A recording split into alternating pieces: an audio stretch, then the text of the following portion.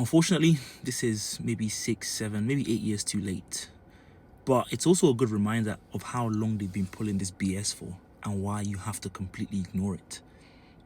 Even well before anything like this was happening, when Jeremy Corbyn was simply calling for an end to the occupation, the apartheid, even back then, they were saying it was anti-Semitic. They were saying Jewish people felt unsafe. They couldn't go out in the streets. They couldn't be in the Labour Party because people are calling out apartheid in a different country.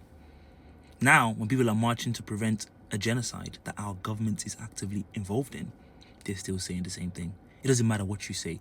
Anyone that doesn't have the same level of vitriol and hatred for Palestinian life to them is anti-Semitic, because it makes sense actually when you think about it that hatred of Palestinian life is actually a very core part of the identity of a lot of these people.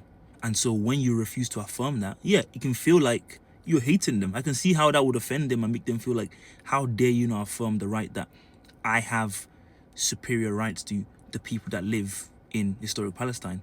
A British Jewish person right now can move to the West Bank and live in a Palestinian's home.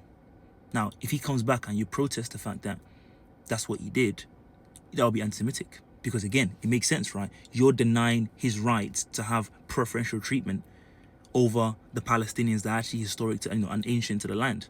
So I can see how that would, be something that they'd consider as like core to their identity. And in fact, that's actually what it means. They're saying hatred of Palestinian life is so critical to their identity that you denying that is basically you hating them. And this is what the media wants us to sign up to. This is what all our politicians want us to agree to.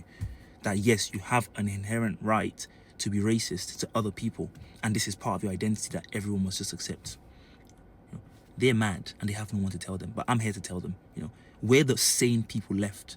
All of them, the media, the politicians, the Zionists, they're all mad people. But what they want to do is they want to consume us in their madness. They want us to see the world in the alternative reality that they see it in. And we have to maintain our sanity and politely say, nah, I think we're good.